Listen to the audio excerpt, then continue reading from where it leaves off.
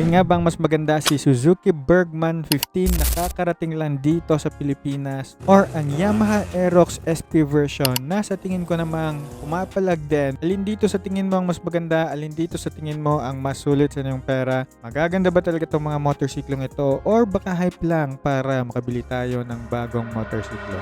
Yan naman, sa video ito pag-uusapan natin ang kanilang side-by-side comparison, specs and key features at saka yung final thoughts about these motorcycles. Unahin na natin dyan agad ang side-by-side comparison. Makikita natin dito for the pricing, meron tayong isang pricing and isang variant lang for the Suzuki Bergman 15 na merong 165,000 of SRP. Samantalang kay Yamaha Aerox, which is meron siyang dalawang variant na merong standard version na that is priced around 133,900 pesos at saka yung Yamaha Aerox SP model na mas pag-uusapan natin kasi the price of these motorcycles ay nagkakalapit lang sa Suzuki Bergman 15 which is 164,400 pesos ang kanyang SRP. If ang colors naman yung pag-uusapan, meron tayo ditong dalawang kulay for the Suzuki Bergman 15 at apat naman sa Yamaha Aerox. Meron tayo ditong dalawang kulay for the Suzuki Bergman 15 na white tsaka black. Now, if we're gonna talk about the Yamaha Aerox, meron tayo ditong Yamaha Matte Blue for the SP version. Meron din tayo ditong Yamaha Black and Yamaha Glaze Blue and Race Blue na colorways. If ang headlight naman yung pag-uusapan natin dito, makikita naman natin dito that both of these motorcycles ay meron na itong projected LED headlights. Pero for the Suzuki Bergman 15, makikita natin dito that mas gumagana lang ito kapag ginagamit natin yung kanyang high beam na stock na for the Yamaha Aerox SP na projector LED headlights na agad yung kanyang built-in headlights. Maganda kasi itong projector LED headlights mga boss kasi meron na itong mas magandang lifespan, mas maganda yung kanyang buga kahit pa sa mauulan. So marami talaga siyang specs pa na maganda compared sa normal lang na LED headlight. The same naman din sa rear lights natin na naka-LED rear lights na rin tayo dito. However, makikita mo dito for the Yamaha Aerox SPs, meron siyang resemblance ng mga Yamaha R series tulad ng mga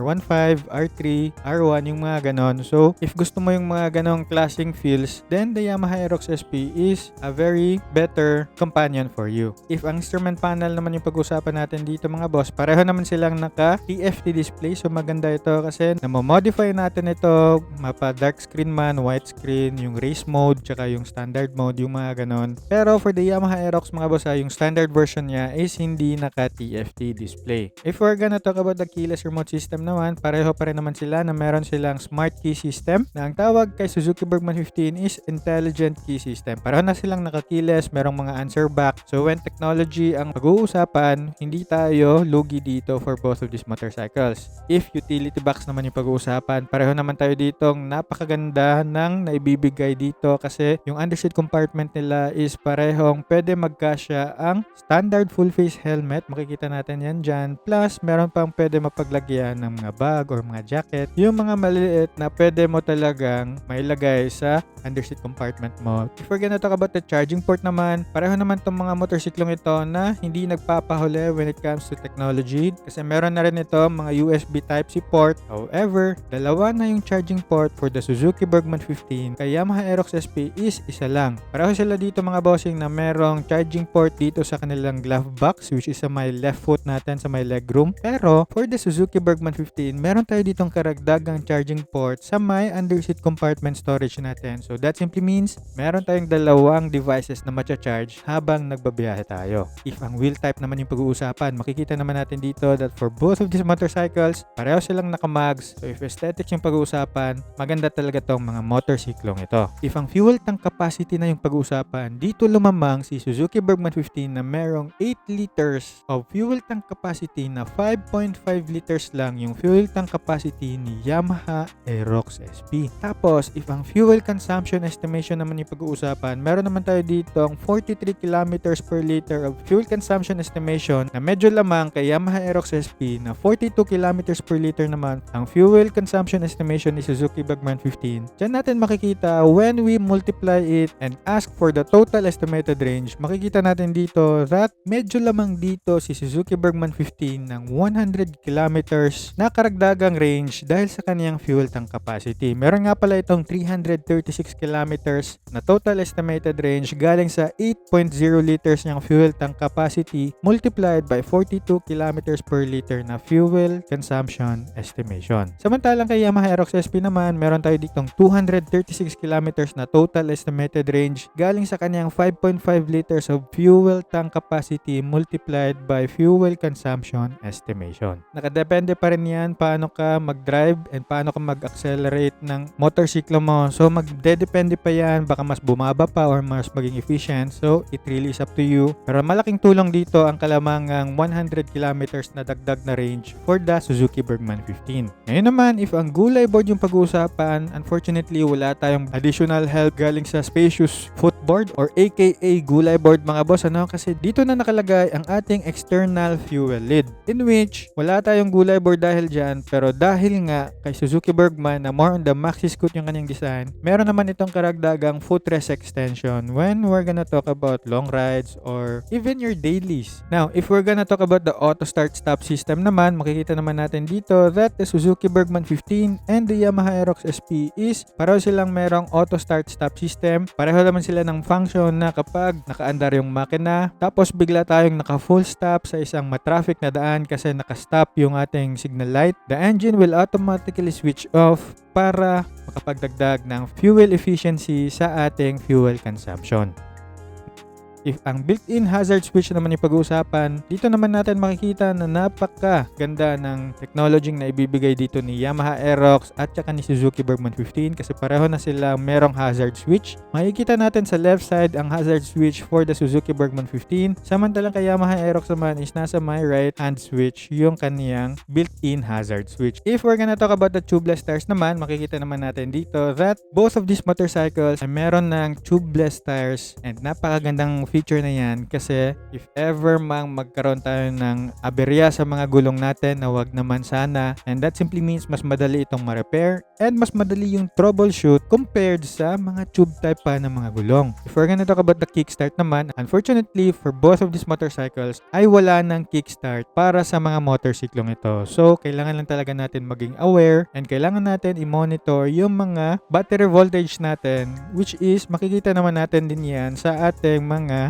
instrument panel. Pero if gusto mo ng medyo mas high-tech, dito naman tayo medyo lumalamang for the Yamaha Aerox SP kasi meron na itong phone connectivity aka mobile application called Yamaha Motorcycle Connect or the Y-Connect mobile app na pwede mo makitaan ng turn-by-turn navigation, call and SMS notification, last park location, at marami pang iba ng mga features na nakakadagdag talaga maging seamless yung experience natin together with our motorcycle kasi diba mas frequent na tayo gumagamit ng cellphone, why not as well be more intuitive with your motorcycle together with your smartphone. And lastly, if ang customization yung pag-uusapan, makikita naman natin dito that both of these motorcycles ay pwede mapaglagyan ng top box para dagdag convenience na lalong-lalo na kapag binabiyahe mo itong mga motorsiklong ito sa mga gusto mong puntahan. Kasi if naglo-long ride ka, babakasyon ka, gagamitin mo yung motorsiklo mo, malaki talaga yung tulong ng underseat compartment storage mo at dagdagan mo pa ng top box. Ngayon naman, if ang pag-uusapan na natin ang specs and key features, makikita natin dito that the Suzuki Bergman 15 ay merong 149cc na displacement,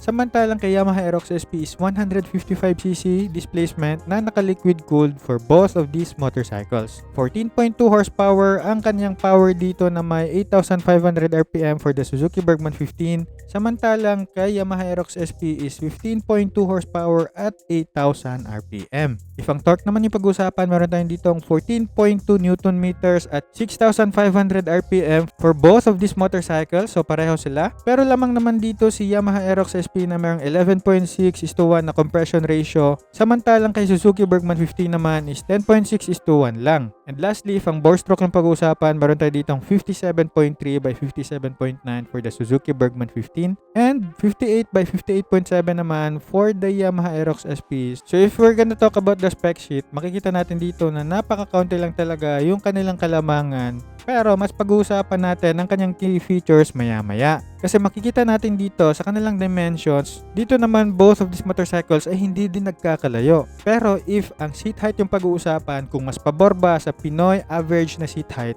dito lamang kaunti si Suzuki Bergman 15 na mayroong 760mm na seat height, samantalang kay Yamaha Aerox SP naman is 790mm. Lamang naman dito si Yamaha Aerox SP ng ground clearance which is 145mm na 135mm lang for the Suzuki Bergman 15, and lamang din dito si Yamaha Aerox SP ng wheelbase of 1350mm samantalang kay Bergman 15 naman is 1315 lang. Pareho nga lang pala din sila dito ng front tires na 110 by 80 by 14. Pero lamang sa rear tires dito si Yamaha Aerox SP na 140 by 70 by 14. Samantalang kay Bergman 15 naman is 130 by 70 by 14. So pareho naman sila dito ang 14-inch yung kanilang tires which is napakaganda and napaka-recommendable for both of these brands. Kudos sa kanila kasi mas maangas talaga tingnan if medyo mas malaki tingnan yung kanilang inch tires. Kaso mukhang mas malapad dito kay Yamaha Aerox SP na mas alam mo yun kapag medyo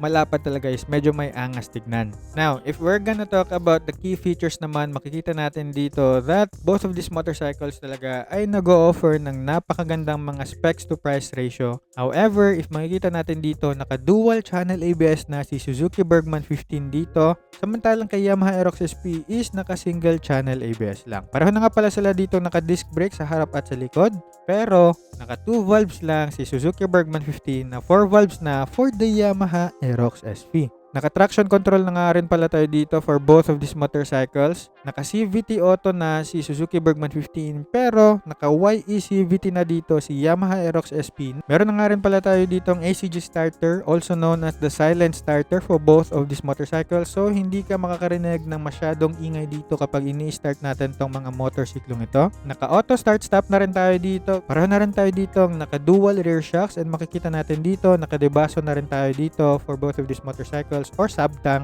Now, if ang freebies yung pag-usapan, makikita natin dito na meron tayong top box ready carrier for the Suzuki Bergman 15 with 25 liters of underseat compartment storage na 24.5 liters lang for the Yamaha Aerox SP. Makikita naman natin dito that medyo mas may dagdag na comfort tayo dito for the Suzuki Bergman 15 na biglang babawi naman agad sa wet weight natin dito na merong 150 kilograms for the Suzuki Bergman 15. Samantalang kay Yamaha Aerox naman is 130 kilograms lang for the SP model niya. 125 kilograms nga pala yung kanyang standard model. And lastly, meron na rin itong Yamaha Blue Cord for the Yamaha Aerox SP na wala tayong makikitang ganyan for the Suzuki Bergman 15 aka yung sa kanila is SEP yung tawag. So ayan, Suzuki Eco Performance yata yung tawag doon. Hindi natin makita if merong ganyan for the Suzuki Bergman 15 kasi alam naman natin na napag-usapan natin dito that this motorcycle is a rebadge motorcycle galing kay Haoju.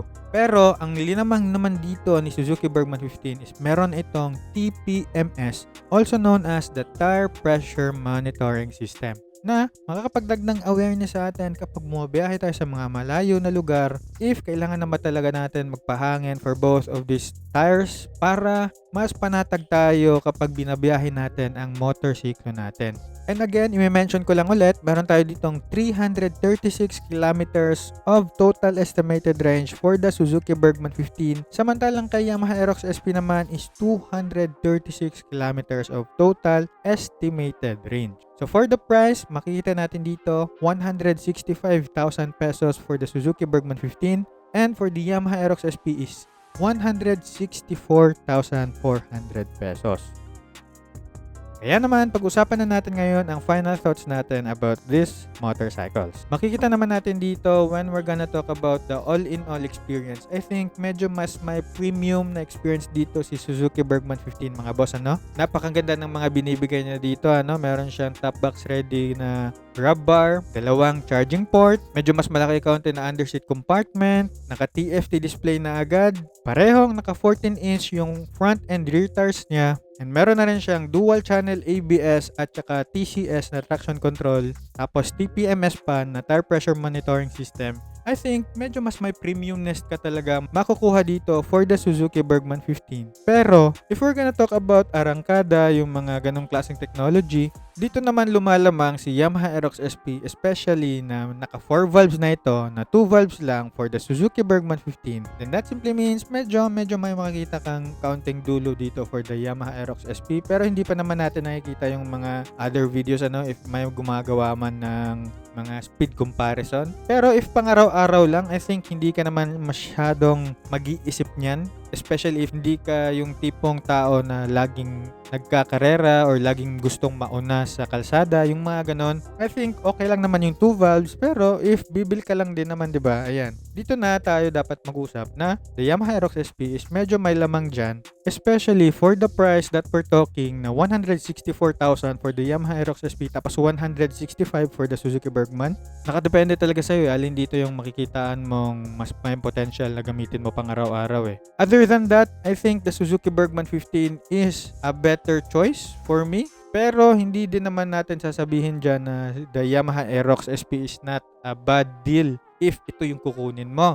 If medyo you're the type of person na gusto mo yung arangkada talaga, yung may bilis, yung 4 valves, di ba? Gusto mo ma-maximize yon, especially sa presyo na ino-offer nila. I think the Yamaha Aerox SP talaga is napaka justifiable when it comes to pricing. Pero if papapiliin man ako dito for both of these motorcycles, I think mga 60-40 tayo dito na medyo lamang kaunti sa akin for the Suzuki Bergman 15. Pero I think the Yamaha Aerox SP is maganda din naman talaga kasi mas magaan nga, 'di ba? Naka-keyless, naka-TFT display din. So I will never say na kahit pa si Bergman 15 yung mas timbang sa akin dito is ito na agad yung piliin mo, especially if kilala mo yung sarili mo. And you know naman, my goal talaga dito is para makita natin yung kanilang specs to price ratio at saka yung mga information na hindi natin usually nakikita kapag specs and side by side comparison na yung pag-uusapan. Pero kayo ba mga bossing, alin dito sa tingin nyo ang mas maganda? Alin dito sa tingin nyo ang mas sulit sa inyong pera? Pakilagay nga dyan sa comment section and let me know your thoughts kung alin dito yung mas sulit sa pinaghirapan yung pera. And if nagustuhan niyo yung mga ganitong klaseng videos, you can follow me for more, like this video na rin, and make a comment down below if meron ka mga questions or suggestions na pwede natin pag-usapan dyan together with the community. You can also support me by purchasing helpful products dyan sa mga affiliate videos ko. And always remember lang to ride safe and see you on my next video.